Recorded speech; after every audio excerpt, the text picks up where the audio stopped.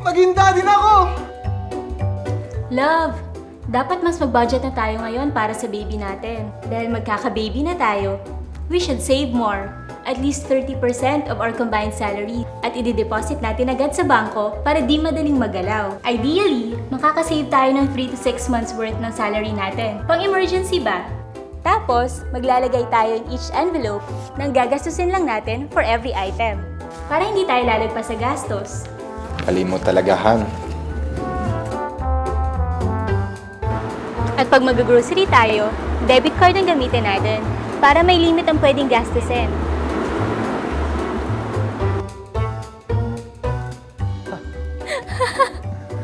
Han, bili naman tayo ng bagong flat screen TV. Pwede ko naman ilon eh. Han, bad debt yun. Di naman natin kailangan ng bagong TV. Eh kung mag-loan ako for a business, magtatayo ako ng gym. Since PE teacher ako, yan ang sakto sa kaalaman ko. At may tito ako, may gym din. Naturunan niya ako kung paano magpalakad nito. Correct ka dyan.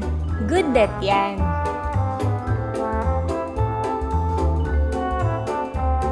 Han, patog ng business natin.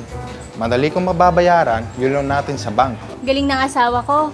Para kahit pag nag-retire na tayo sa pagtuturo, may negosyo na tayo.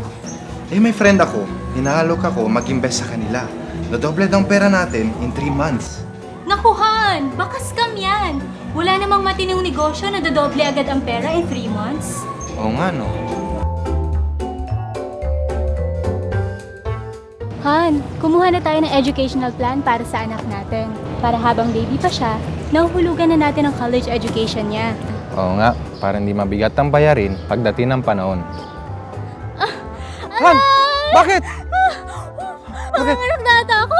Ah! Nako! Taxi! Taxi! Taxi! Kaya mo yung